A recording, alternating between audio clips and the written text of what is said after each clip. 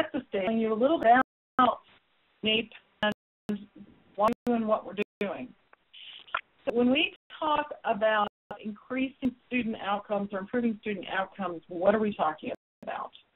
NAPE's about this in three specific ways: performance, participants, and persistence.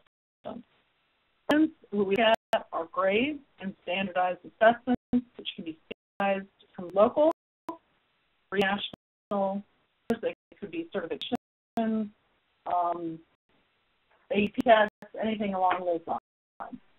About participation, we're looking at recruitment and retention. And when we talk about persistence, we're talking about the pipeline. How do we continue to move students along through our programs to get them out the door? So not just a single course we're looking at the entire pathway. That we're bringing to this conversation is one of access and equity. That's really the focus, and that's the historical background of the National Alliance for Partnerships and Equity. Typically, oftentimes, we're looking for, and what we think about is the quality. We want everybody to have the same books, the same iPads, the same materials, high quality, of course. What we recognize is that our students come into the classroom at really different levels of knowledge, background, experience, which makes it challenging for faculty to meet the needs of every student and get what we're trying to do, which is to achieve equal outcomes. And so moving this conversation away from just general conversations around equality, looking at the issues of equity. And equity requires that we do find ways to help faculty address the needs of every student. And that becomes more and more complex when we recognize that we're really living in a multicultural community, that diversity of students is changing, that there is around age, disabilities, race, gender. It becomes more and more complex, really dealing with the issues of what we call intersectionality.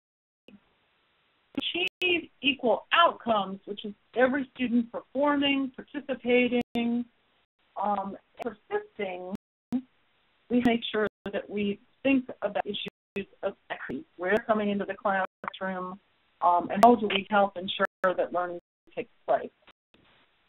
The piece that is particularly concerning is how well have we been doing, particularly around female participation, looking particularly for this presentation at issues of at community colleges and associate's degrees. There was this report came out a couple of years ago, so while the date's a little old, it actually is recently released, shows that between 2000 and the beginning of the decade and the end of the last decade, the participation of it actually declined. So with the exception of biology and biomedical sciences, where everybody tends to think that women continue to increasingly participate, but the fact that they've been they hit over 60% and they've pretty much stayed there. So why are women leaving engineering and engineering technology? Why are they leaving computer information systems? And how do we stop that gap from continuing? We also look at issues around certification in STEM, and looking at the technology and engineering pieces, particularly in technology education, we see that female participation has declined. What's going on? And how do we change these outcomes? This is a conversation that started, about 5 or 6 years ago now, with a supplement from the National Science Foundation, these 3 years to create a blueprint, starting from scratch, if you will, to ask the question, why have we not seen the progress that we wanted to see? There are two pieces that I want to highlight on this presentation, and I wanted to let you know that one of the downloadable products that I have for you is, in fact, an infographic that includes this graphic. This slide shows how we're moving from cost to process, through an improvement process for equity. The goal here is to recognize, and I think you will, recognize that every faculty member is different, every student is unique, and every classroom has its own personality. You teach 3 courses, exact same course, you're exactly the same person with the exact same content, and every course, every classroom has its own feel, its own experience, its own personality. And that can have a huge impact, believe it or not, on how successful your students are. So just in defining this quickly, and then stop and see if we have some questions. At the beginning, I asked the question, or we asked the question about data. From our perspective, the place to start for faculty, for educators in the classroom, and so look at this both for secondary education and for faculty at colleges and universities, to begin with the conversation around what's the data, what's going on in your classroom, how are students performing, persisting, and all going on, participating and persisting in your program. It requires looking at your data on your student outcomes. It requires looking at data around deployment. It even requires some exploration of your own evaluations for performance of classrooms. One of the pieces that we recognize when we often do peer evaluations, just watching what's going on with a new lens, something that faculty often look to one side or the other side of the classroom in a dominant way, give some students much more attention than others, often completely with awareness. That might change behaviors of the faculty member. It's just sort of an example, anecdotal, of what we often find when we in and give people information about what's happening in their classrooms so they be aware of. The second part is to discover or spend some time thinking about your hypothesis. What do you think is going on? And then, only then, selecting a strategy. We tend in this culture to want to race to a strategy before we understand what the challenge is, before we look at the data. But we really encourage faculty to take their time and understand all the different factors that go into courses and classes and programs and begin to make some decisions based on that information before selecting a strategy. When strategy is selected, we act in place, and as you see all the way around, we have evaluate, which means continuous evaluation.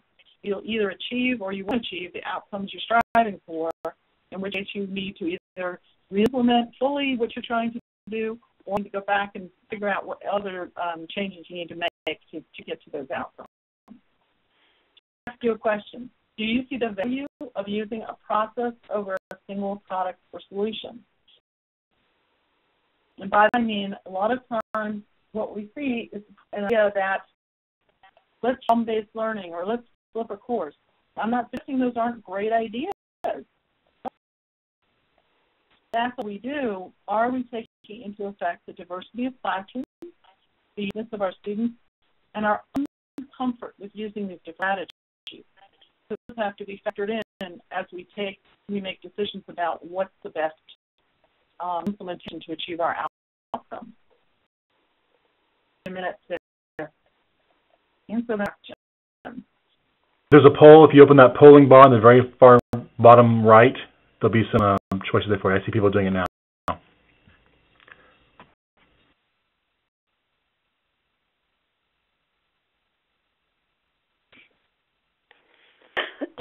Also, you have some questions at this point. If you want to put any questions you have into the text box, I'd welcome those questions now before we keep moving.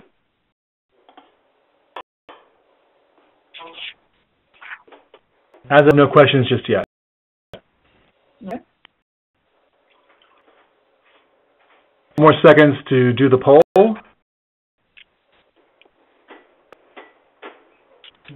I'll submit mine.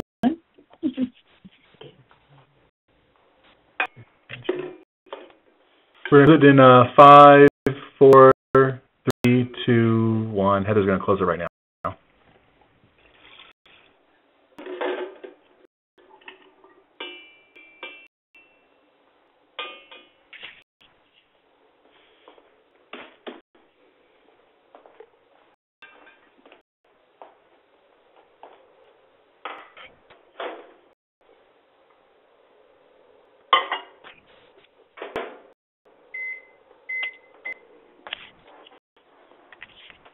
results on the screen now. Okay.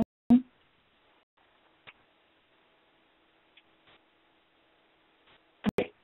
So, more questions. I hope I've given you something to kind of think about as a background before we get into the primary area that we're going to be talking about today, micromessages. Okay. The way we came to NAPE did was we came up with a new theoretical model of what's going on in the classroom. After doing some pretty extensive work around the research and talking to a number of researchers, practitioners, organizations, agencies, to try and bring as much diverse perspective to the question as we possibly could.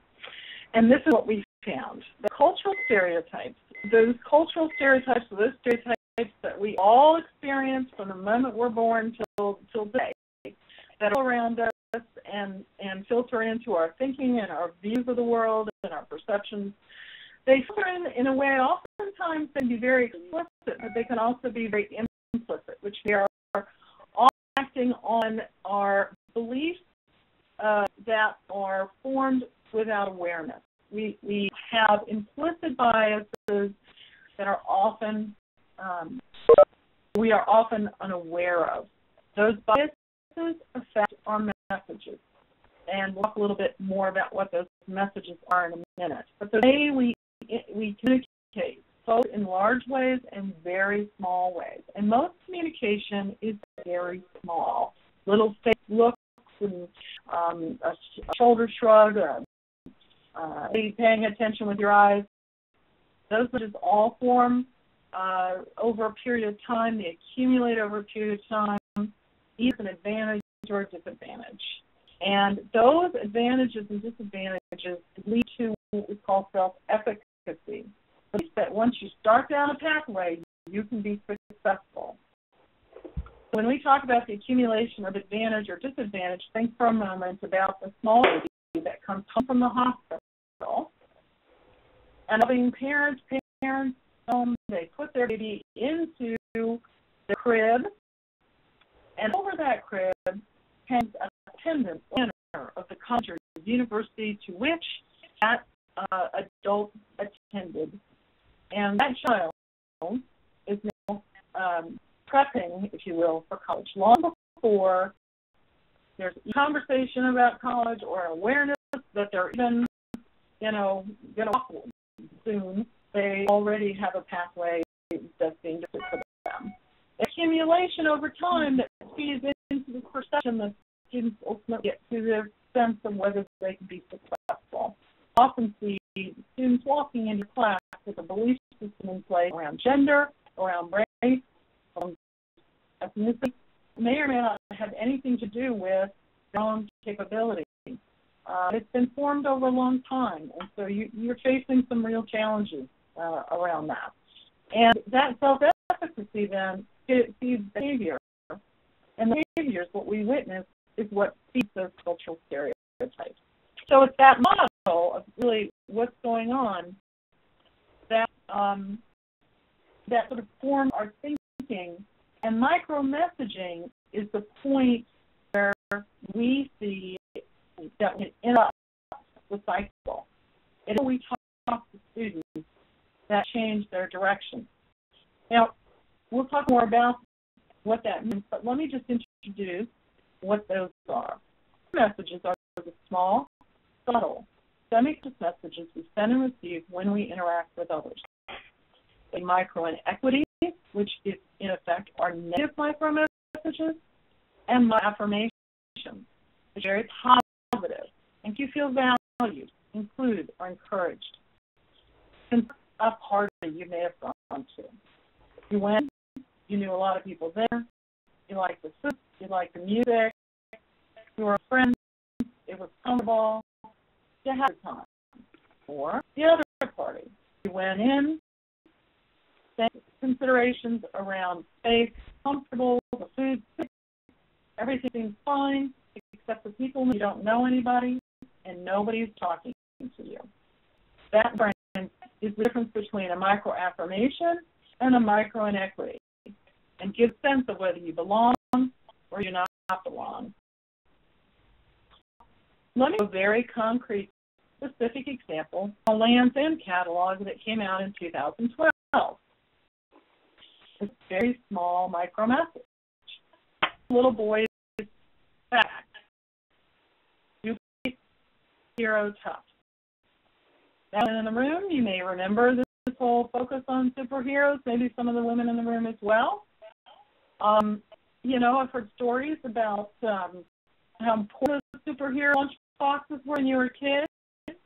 The pajamas with your favorite Spider-Man character or superhero character on them, even underoos, right? I mean, we just have such fun with this whole idea of superheroes. And while, you know, we could have a larger conversation about the value of whether this is a good thing or a bad thing, generally speaking, most people think superheroes is a positive, affirmative way to think about yourself as a little boy. And super light, superhero tough. Matthew's got a soccer ball, and he is ready to go. And close. 12. Slide is long division. Right? Little he was superhero tough. Little Louie is up against some really hard long division. It's a picture, very small, very subtle. And what we need, two reactions to this is feel. Who cares? You're a mountain out of a molehill. There's a different reaction. It's the millionth time you've seen this comment about girls' challenges with mathematics. To begin to believe it, or you begin to fight really hard against it. And times when people explode over something that seems really small, it isn't because they're overreacting. It's because the straw that broke the camel's back, if you will. It is last piece that's not enough of the inequities. That's you notice, but just enough that they have ultimately been impacted in a powerful way. And what I would like you to do, and I'm going to go up here now and see if I can the participants in the chat for a second. I don't want to block your view. If you have, you just take a moment, think about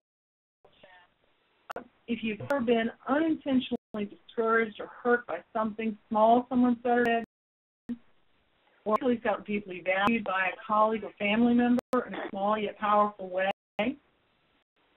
I welcome anybody who would like to just let us know.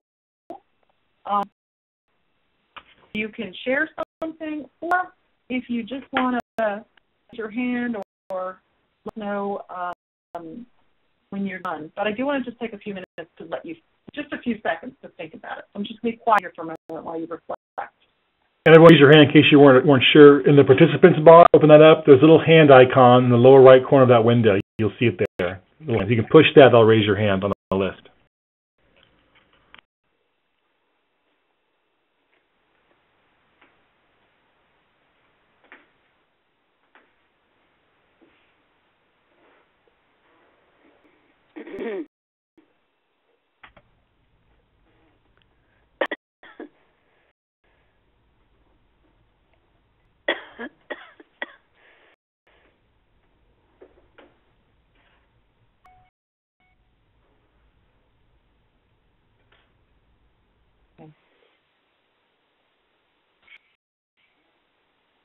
Too long. I believe we've got a few people with their hand raised. Okay. Claudia, if you'd like to go over a couple of those. You would have been showing up on my screen, but if there's, Helen and Pamela, I see, okay. Either of you, or Jim, would either of you or any of you like to share your I would welcome it. I think everybody would like to hear another voice on the call. That'd be great.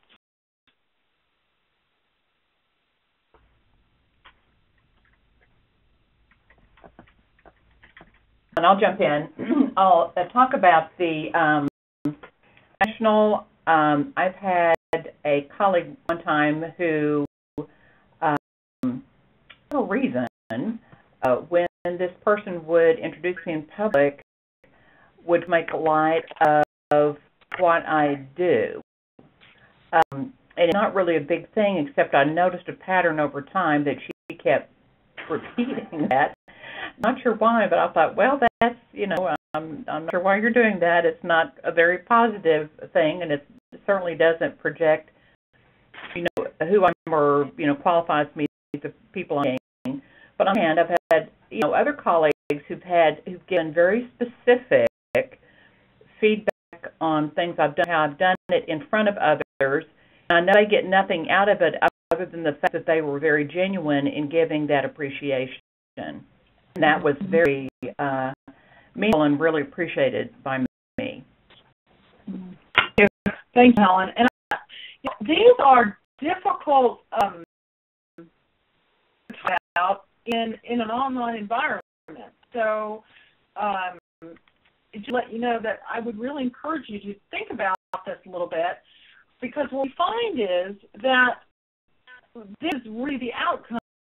The person, and I'm saying teacher-student, but it can really be, it could be student-teacher, it could be spouse to spouse, or parent to child, or child to parent. It's really about the message, and it can be so small that the person who says it does not even remember 10 minutes later that they said anything. But impact can last for decades. In fact, it can last for a lifetime.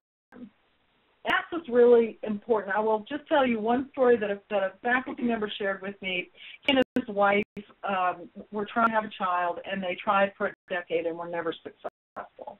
During the course of that process, his mother-in-law, his wife's mother, had given them a little Christmas gift. And when they opened it, it was a little baby, onesie, whatever, cute little pajamas or something, and held it up, tiny little 3-month-old outfit, and a note that was attached that, when are you going to give me one of these? Now, the gentleman I was talking to was probably in his 60s. But this moment in his life had such an impact on him that he never forgot it and was talking about it in that classroom decades later. We can't always watch out for these things, but they have a huge impact and shape, for good or for worse, the outcomes that can happen to us. Because there can also be examples of really powerful moments when faculty, teachers do something to a student and so on a pathway that never expected. This semester we had a faculty member and an IT faculty member tell 2 young women that he thought they were really excellent. They should think about going into an IT field. He told each of these young ladies separately, and were both surprised at that comment, and both went on to decide to major in that area. Nobody had ever said that to him. So who was the most surprised, the student or the faculty member? But what he realized, and he realizes now, is how powerful in the right place, the right time, sincerely, you can shout an adult, a student's life. Now, talk about the different kinds of micromessages: verbal, nonverbal, contextual, omission, praise, and criticism. I'm going to talk about each one of these individually, and you might want to just jot down a couple, because we're going to have a little pop quiz in a minute, or there's no grade. So everybody knows it's what's said. Something simple as saying, "Where did you get your hair cut?" No matter how you say it, in a certain context, can take all kinds of meaning. You who have teenagers in their lives can really appreciate how carefully sometimes we have to say things. Even if it doesn't have any particular kind of. Here's how it's said. You're going to eat that? all that. How we do that, it's not about what we say, it's really that tone of voice. Again, very obvious, we all know this. Question is, are we paying attention when we say that? Did you get homework done? Did you get your homework done? We walk around classrooms, we have to pay attention to our body language. When we're a student's shoulder, are we shrugging? Are we smiling and nodding? All that, again, very obvious. But a lot of we forget that we are on stage every moment. Our students are looking at us, looking at them, and they're looking at each other and how you respond to each other. And that all sends a perfect message of what we expect from the students. And we have mentioned the next piece is contextual. Contextual has to do with the concrete elements that are around your classroom. Is it filled with pictures and cards? Is it filled with gray walls, stuffed chairs, or are they old plastic furniture? All things factor into a sense of what's important. My favorite example is a school that talks so much about the importance of the academic experience and rigor. And when we walked into school, all the halls were filled with trophies for sports. There's an important message there about what was really important. What is said or not said or not done. And this is important, particularly in areas where you have underrepresented students. A good example in a class with predominantly male. A lot of times we have to find ways for students to understand what they have in common as opposed to just thinking about how they're different. We'll talk a bit more about that as well. But being included at that party that I talked about earlier is really important as to whether students stay in these programs. Praise and criticism, there's a lot of information that goes along with how this is done. It has to be authentic, it has to be genuine, it has to be sincere and meaningful to students. So we should be careful. It can't be artificial. It's done. It can be as mental as anything else. So look how we're doing.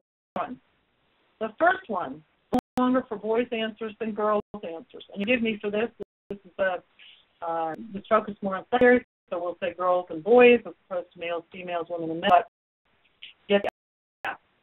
So how disciplining boys more than girls for similar behavior? Take it and just fill these in, and we'll see how you do.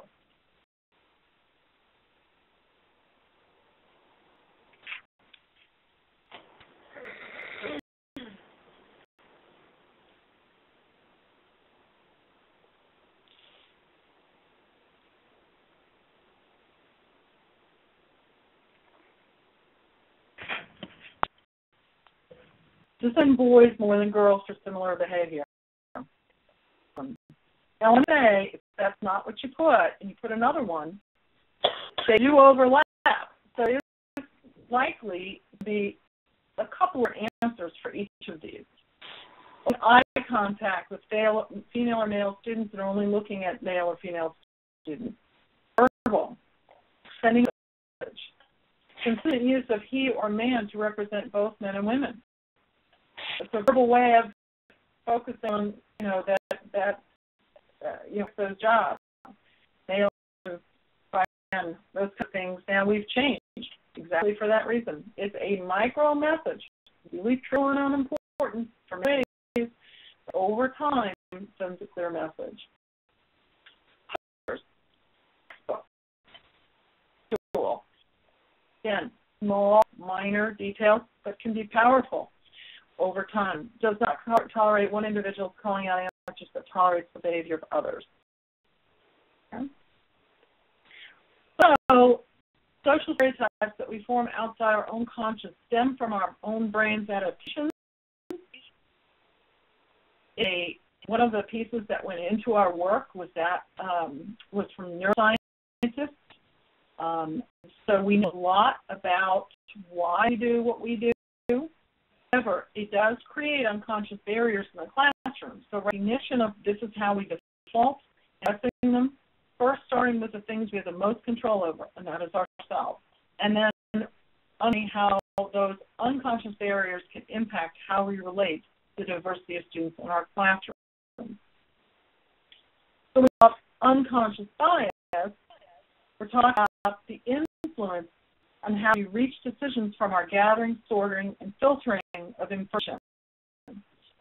How we influence let me say it again, the influence our evaluations of people and how that affects the value, how to perceive their value, and self-efficacy.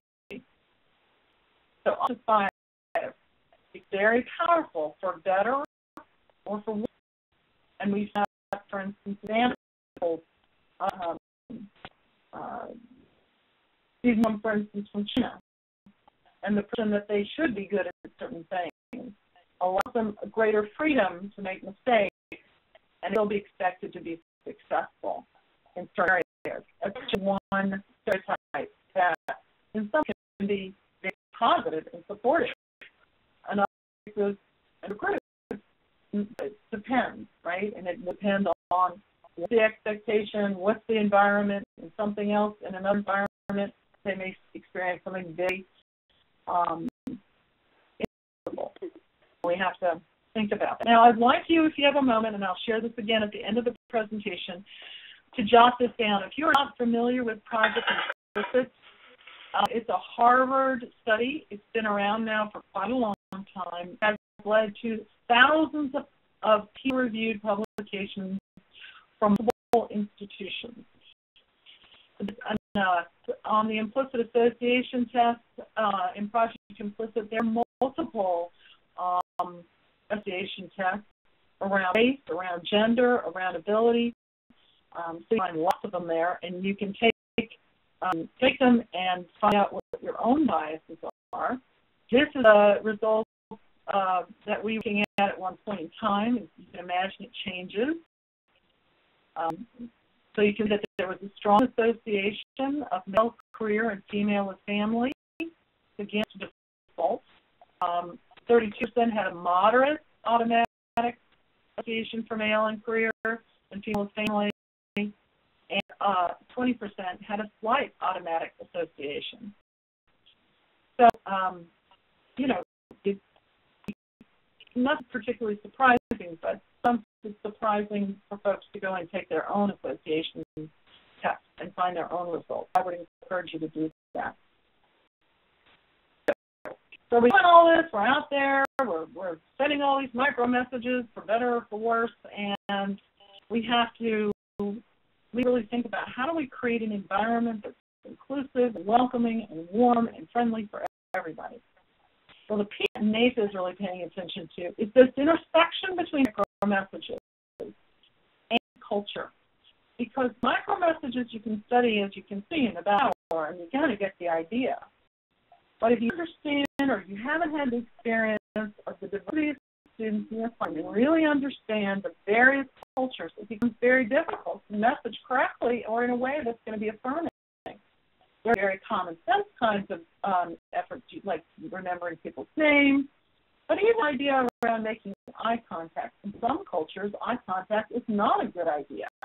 And understanding that for a particular group of people is going to be important. A lot of work, though. Well, that's what we do. And that's why it takes a year. We talk to people about from summer academy or institute all the way through working through PLCs to the academic year.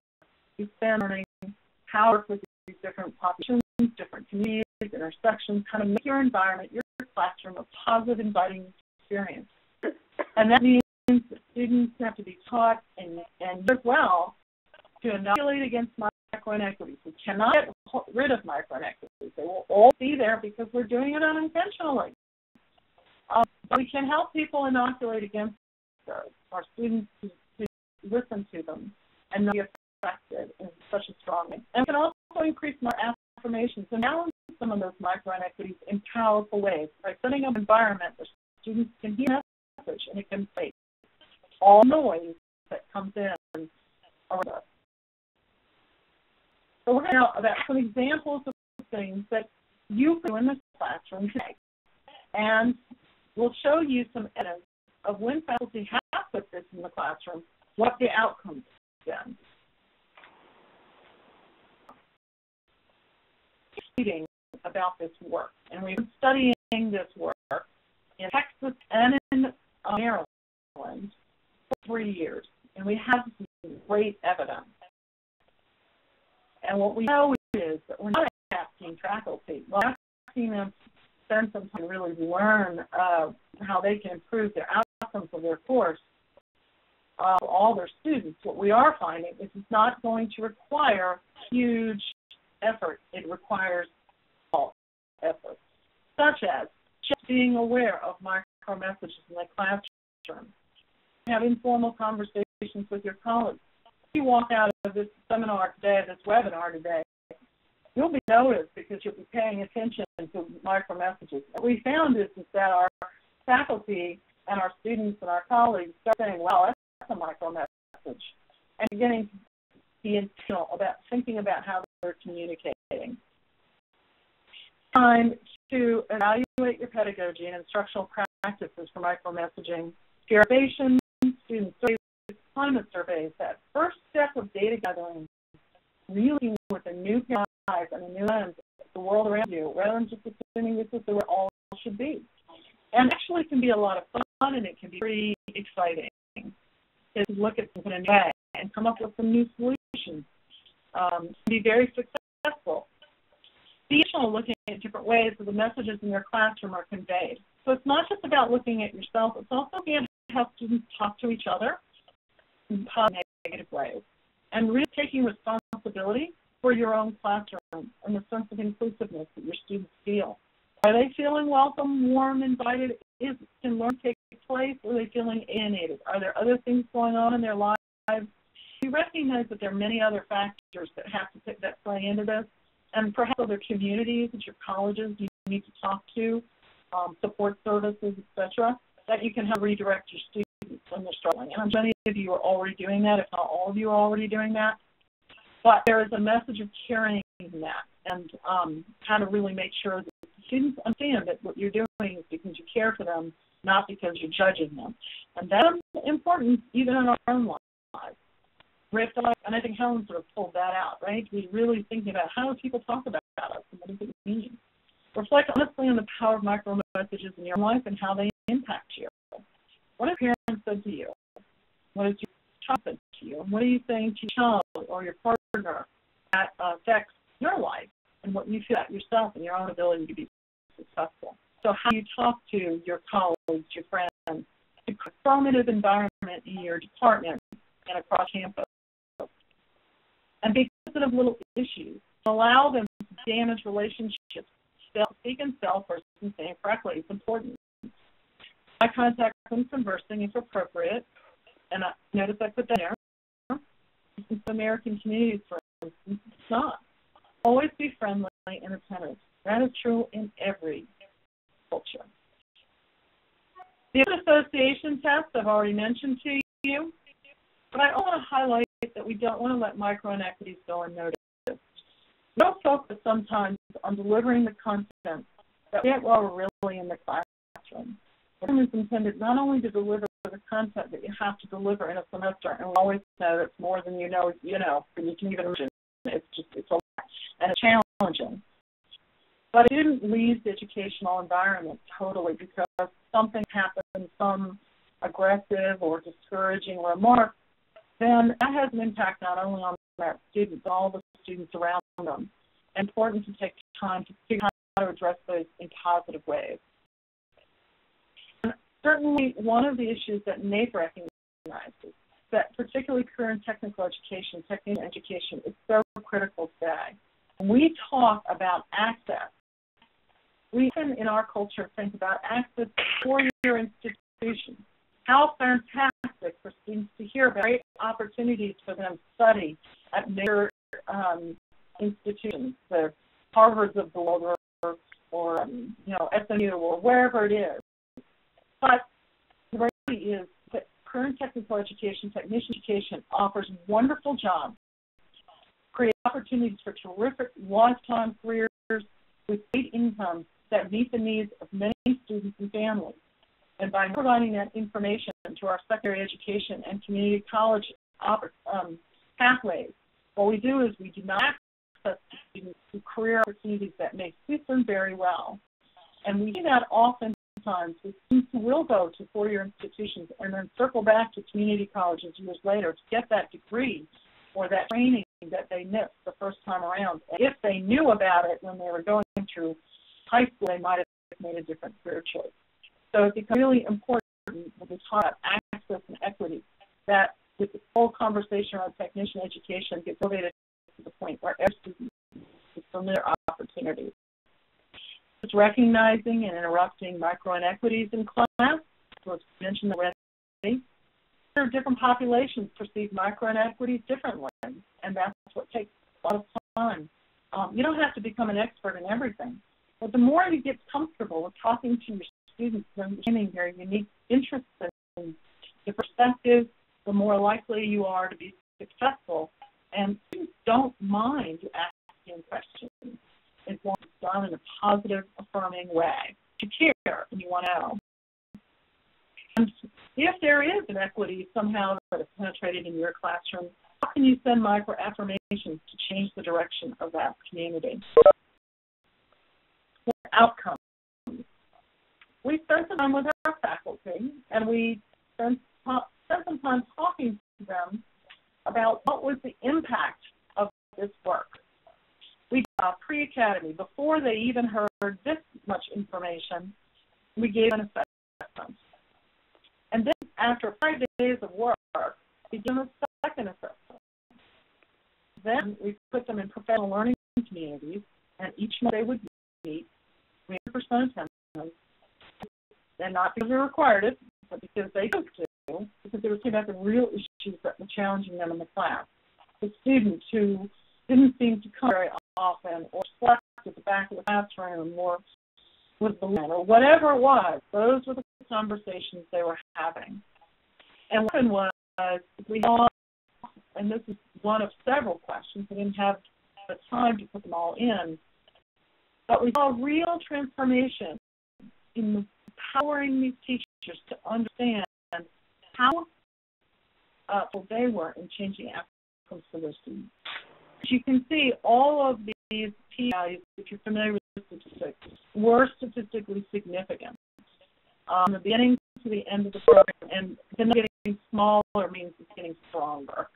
So we can see that the faculty really changed their attitudes, their intentions, their behaviors. But what happened in the classroom?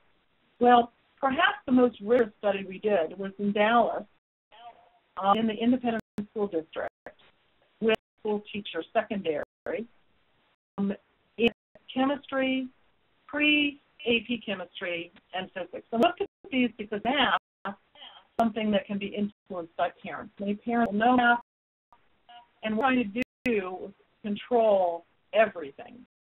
We were at students with the same amount of funding in their terms of their education courses. We compared teachers based on their quality scores, quality index scores. We looked at schools, compared them. We did everything we could to control differences. And what we found was, and you can see the difference here, male and female, we had significant improvements in all three of these programs for both males and females. And I think what's really important here is to recognize what we're telling you about the issues that benefit females also benefit males. The idea that we have to do something separate for each group isn't true. What we have to do is look to the lens, to make sure everybody is in the picture. And if we just assume everything's in the picture, we actually might miss somebody. It has to be intentionally thought about to see these outcomes. And as you see, we saw girls of NAPE teachers improve significantly, and we really got closer to closing gap, and in one case, chemistry, actually creating a new gap. Something, again, if we think about the process improvement, what happen is that we will begin to go back, look again at this data, and start again to think about what can we do to improve these outcomes. The full comment I will make is to just that we need to be very rigorous in our efforts.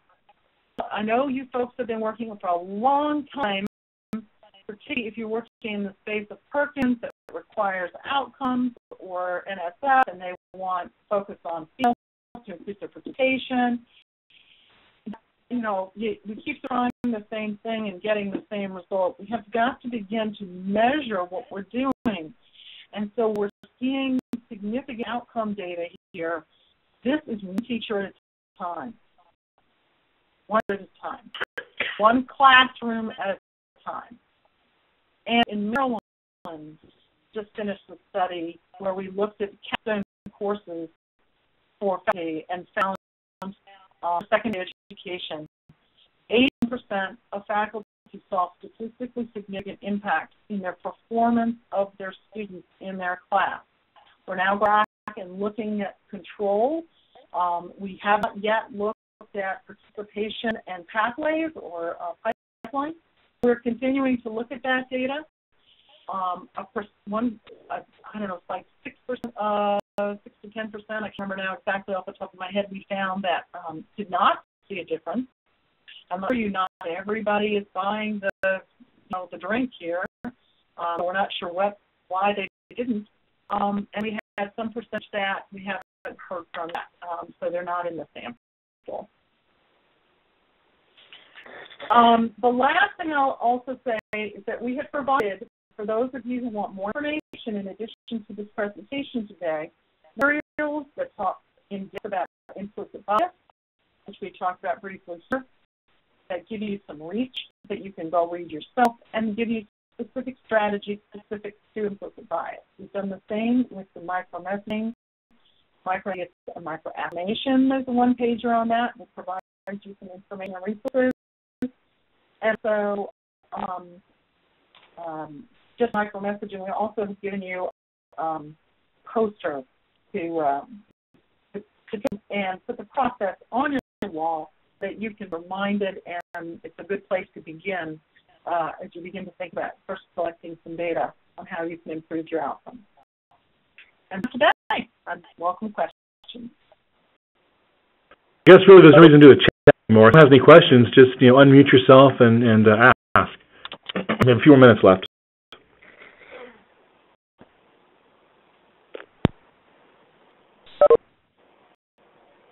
Anybody? Heather now is going to share some files, so she's working on that right now. So on your screen in a moment, it'll pop up 5 files you can download.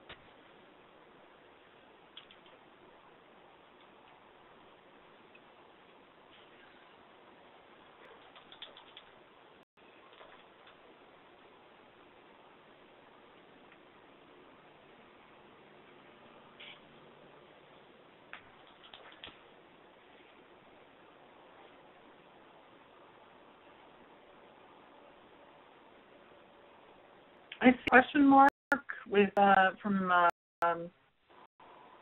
Dr. Martinez. Is there a question or? Is that sorry? Did you have a question?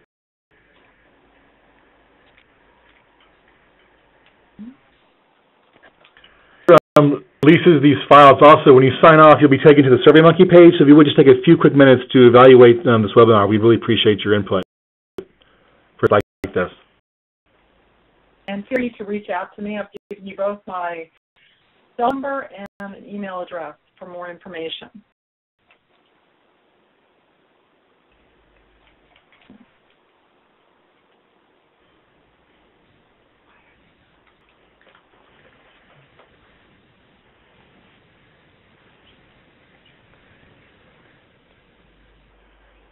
There's still technical difficulty. We apologize with the files.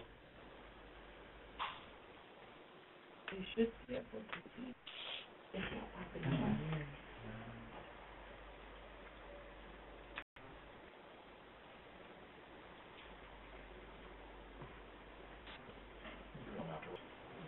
So are these files that could be links or something could be sent later to members of the Yes, team? if you guys have to leave, we'll email them around at the end. It's not a big deal. You can send them via email. Okay. Claudia, this is great. This is Helen. I really appreciate your time. You brought up some really interesting points, and we definitely want to do some follow-up. Thank you. Very much. All right. Well, I'm going to jump off then, and if anybody wants to contact me, I look forward to hearing from you. And thank you again for your time. I really had a good time looking at the website and learning about the Convergence Technology Center. I wish you all continued great success and wonderful work. Thank you. Thank you very much.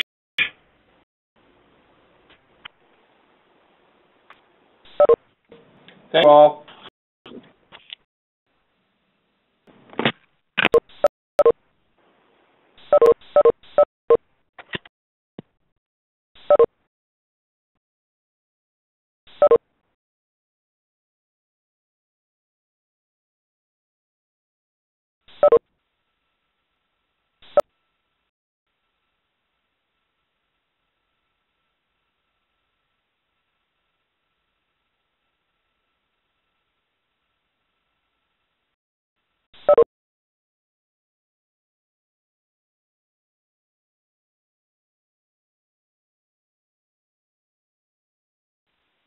Bye.